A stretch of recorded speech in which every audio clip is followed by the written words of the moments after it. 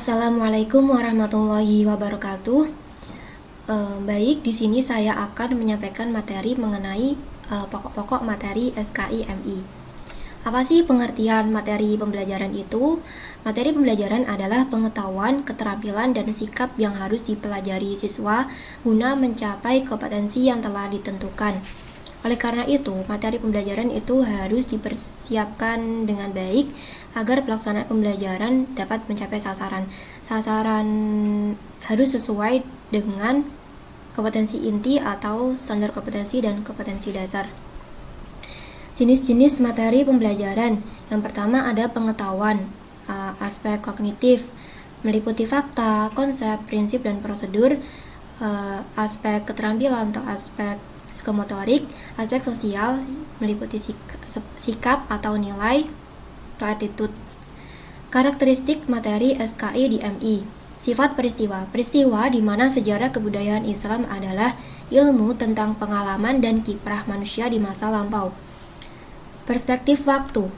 Waktu di sini adalah waktu dalam perjalanan sejarah.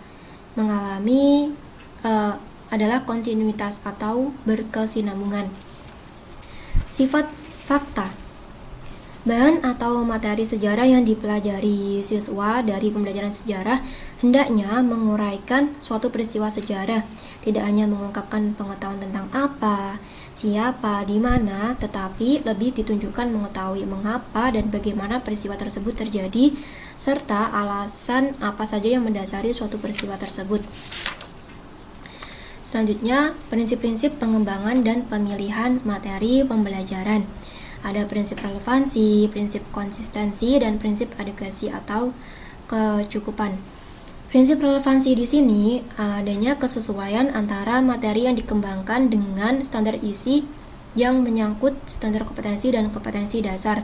Contohnya, kompetensi dasar yang harus dikuasai peserta didik adalah menceritakan kondisi alam, sosial, dan perekonomian masyarakat Arab pra-Islam, di mana pengembangan materi ini mencari referensi, contohnya kondisi alam seperti cuaca, musim, dan lain-lain. Selanjutnya, prinsip konsistensi, yaitu adanya keajekan antara bahan ajar dengan kompetensi dasar yang harus dikuasai oleh siswa. Jadi, misalnya kompetensi dasar yang harus dikuasai siswa itu ada 4 macam. Jadi, bahan ajar atau materi ajar yang disampaikan oleh pendidik itu ya ada 4 macam.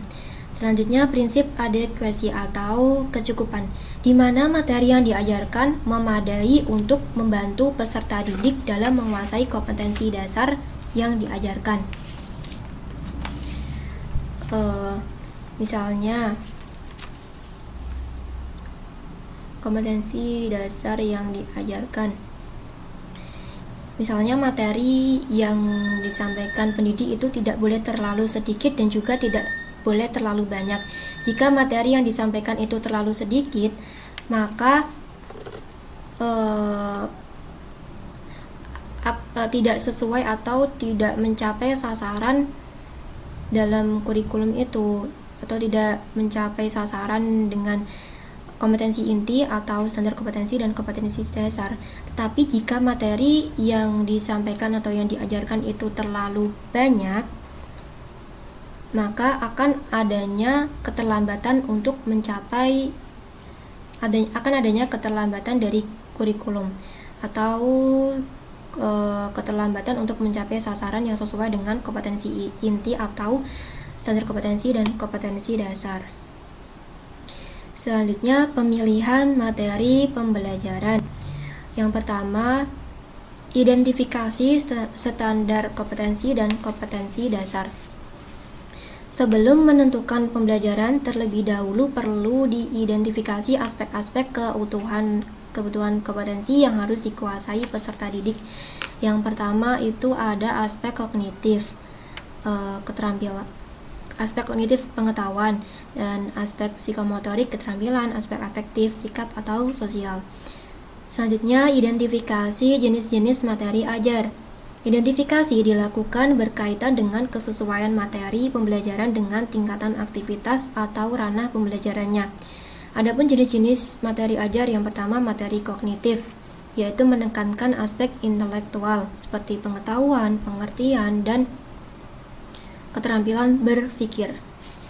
Selanjutnya materi ranah psikomotorik, yaitu menekankan aspek keterampilan motorik seperti membuat peta konsep, dan peta konsep tersebut jika diajarkan atau menggunakan peta konsep itu akan memudahkan siswa dalam dalam proses pembelajaran tersebut.